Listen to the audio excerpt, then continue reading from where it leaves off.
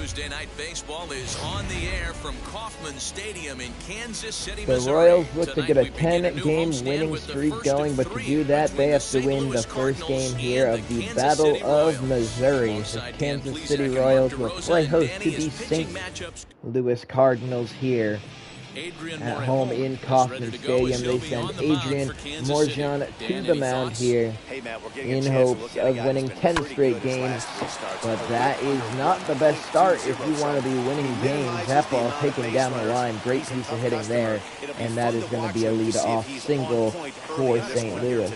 The second baseman. Well, the pitcher's got to respect that. Third baseman getting Yeah, dirty that ball, right there, that was trying hit to well. save him some extra bases. Credit where credit's due. Now Nick Solak, the batter, he watches a 96-mile-per-hour fastball in there, 1-2, and a curveball. Misses pretty badly in the dirt. Great job from Melendez to corral that. On this 9-game win streak, oh, double him up. Oh, Vinny, he's still a great play. On this 9-game winning streak, the Royals have found a way to take over sole control of first place in the American League Central Division. I'm talking weird because I'm trying to see if I can pick this guy off at first. I could have right there, yeah. High in the air out to center field. Darn. I would have easily been able to pick him off. That's caught by Robert there in center field. Good play, keeps going to down. So 2 down, Matt Olson, the batter.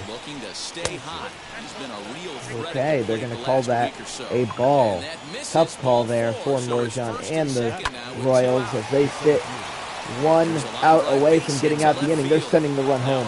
Throw in from left. Oh my gosh, got him by a split second. What a play out there from Jared Kelnick. The throw just barely in time. Look at this tag. I actually thought he was safe. I still think he's safe actually watching that, but the ump, he was right there and makes the call. Logan Allen, a left-handed Floridian, will get the starting assignment. What do we need to know here, Danny? Hey, this is a very unique pitcher. He is really tough to hit when runners get into scoring position. Logan Allen takes the mound. He just changed teams here in the National League Central Division. Vinny Hernandez, the leadoff flyout. He'll lead things off here in the bottom half of the first. Senzel's got it. Yeah, he was a Milwaukee Brewer. Faced him in the World Series with Milwaukee. And then the Brewers ended up losing him and their other ace pitcher. Not something you want to happen to you. They lost them both this offseason. Kelnick, he goes against it. And he just went, well, actually, I guess he went with the pitch. An outside pitch, and he took it to the opposite field. Good hit there for Jared Kelnick. His second double of the year will put a runner in scoring position for Richie Ramos, who has been in fuego this season. And that's a fly ball. That's not exactly a great hit from Mr. Richie Ramos, who was moved up 1 spot in the order this season. Now the 3-hole hitter. So it'll be let's go a 3-1 count on Yordan Alvarez. They're not going to want to walk him, which means Alvarez is going to get a pitch to mash, and he hits it all right. I mean, it was just a ground ball, but it got through into right field. That is an RBI single for Yordan Alvarez, and the Royals lead 1-0 in the first. 2-1 count. The pitch to Luis Robert, and he was right on that one, just swung early on it. 2-2 count now. Makes for a fun clubhouse. The 2-2 pitch from Logan Allen to the Kansas City center fielder. And that's going to be grounded right back to him. Great play by Allen, and that'll end the inning. So Yordan Alvarez, he squeaks one through. Not something he's known for, but it's an RBI. And the Royals will lead 1-0. Taking at bat with at least one at bat with each guy in our lineup and see how it goes. Then we are going to simulate forward. 1-1 pitch to Ke'Bryan Hayes, and he pops that up. Yeah, that was an inside pitch, tough to hit. 1 down.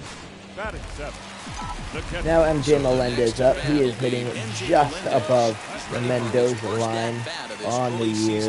The 1-1 pitch, and he's going to take that one into left field too. So some very good hitting, good pieces of hitting from the Royals hitters today. And let's just keep doing that. Kyle Isbell has not started his year off very well.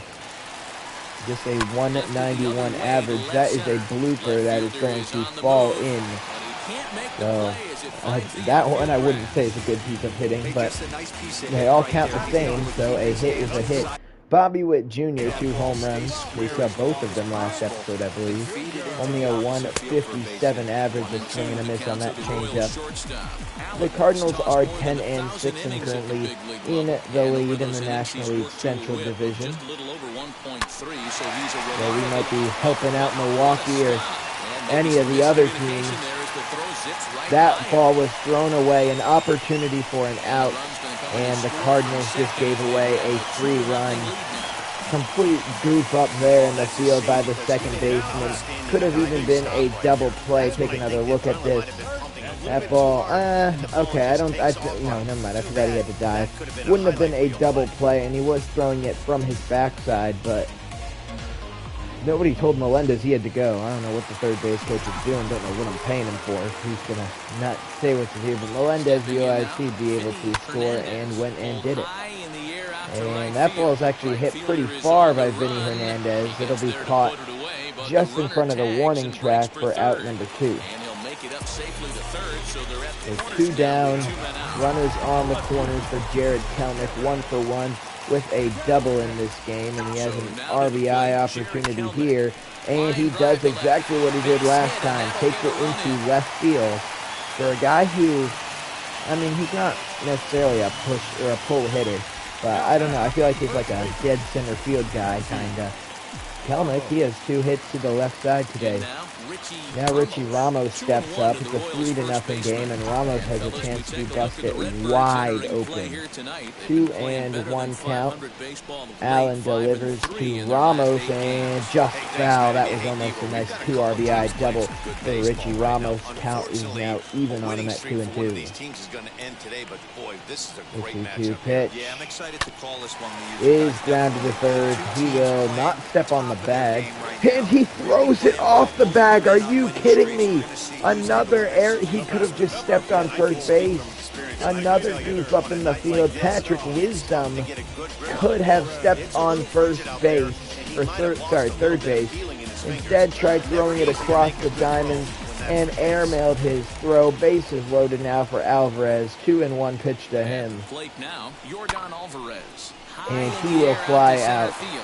So St. Louis really catches a break there, only allowing 2. And he puts it away as they're able to escape with only limited damage on the scoreboard. Gotta love a night at the ballpark. These fans certainly are. Don't go anywhere. More Tuesday Night Baseball after this.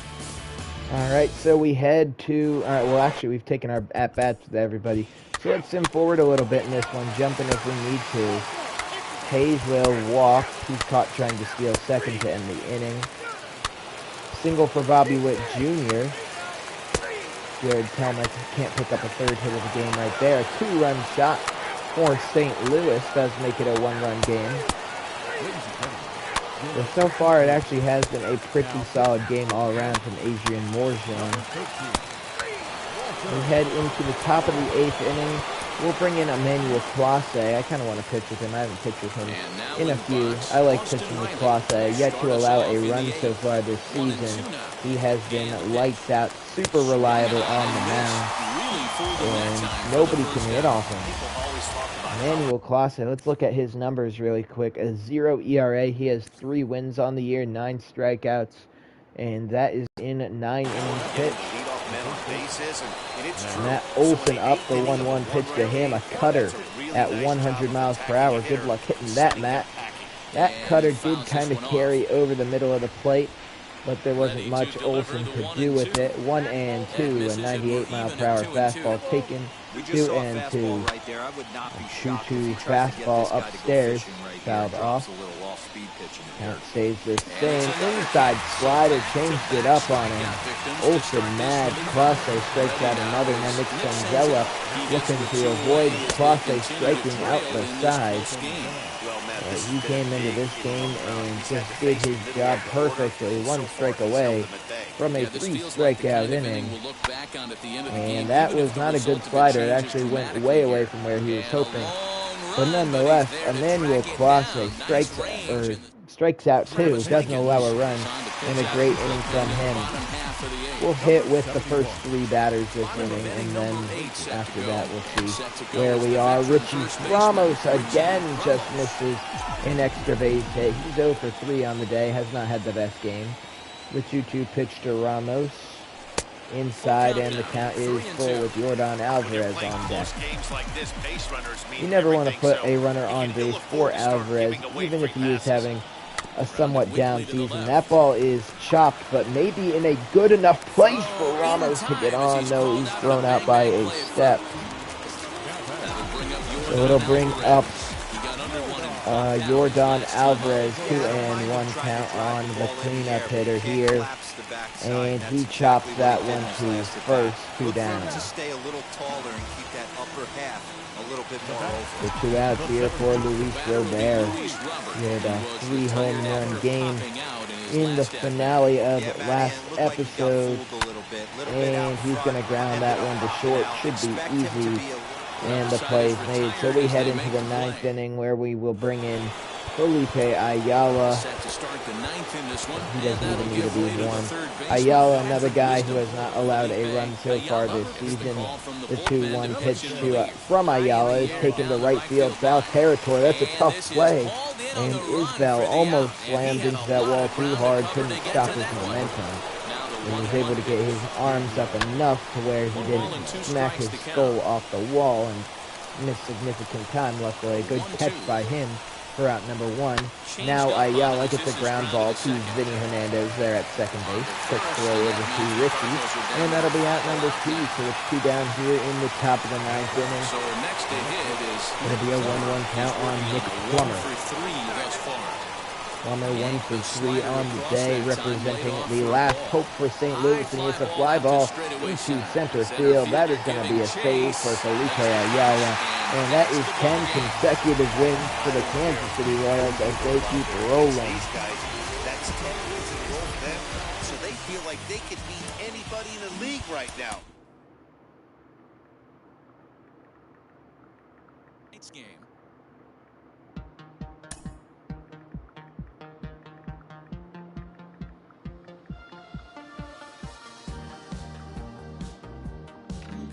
All right, so with that, we have this going on. Game 2, send DL Hall to the mound. He is 2-0 with a great ERA on the year. That's going to hurt his ERA. Yeah, I knew that run was going to score. Maybe going to pick up his first loss of the year if we can't put together some offense and end our winning streak. A walk for Alvarez, caught trying to steal. Our offense is bone dry in this one. A 3-run shot. That's going to end Hall's day. We're going to bring in Matt Cronin, who has been super bad so far this year. Number 64. And it's looking like our win streak might be coming to an end. Unfortunately, 10 games is where it will die because we're not getting 6 runs in the 9th. Bobby Witt Jr. starts it off with a ground out, single for Vinny, fly out, and a fielder's choice. St. Louis finally ends our winning streak. And now we are tied with the Minnesota Twins for the division lead. We have time to maybe do a player lock on the first game of that Twins series, which is going to be my plan.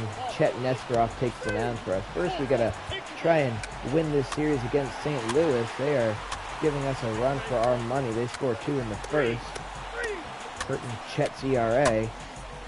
And that solo shot's not going to help it, neither is that one. Single for Vinny, he steals second.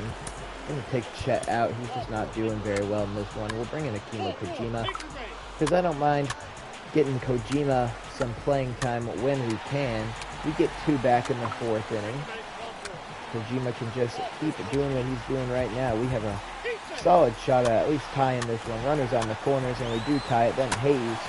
Oh my gosh, a 5-run 5th inning is going to give us the lead now. Akimo Kojima, I was going to say he can kind of just coast, but then he proceeded to give up a run, and I prefer we don't give up any. Triple for Hayes. Alright, so far so good. That's another run. 2-run shot for Richie Ramos. Single for Alvarez. We're just going to leave Kojima out there to try and finish the game off. What a game from Akimo Kojima. He gets the win. He is 1-1 on the season, and we do preserve the series. So last game of the episode, we will player lock. Let's see. If it's a righty, we do Alvarez. If it's a lefty, we will do Ramirez. It's going to be... I went the wrong way. It'll be Thorpe. He is a lefty, so that means it'll be Richie Ramos that we are going to player lock here in this one.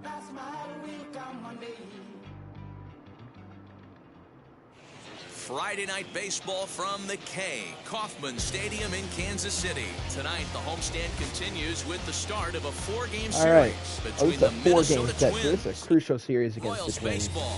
Try and win it. We send Roger out to the mound. I think his first actual start this year. 1 on, 1 out. Richie Ramos up.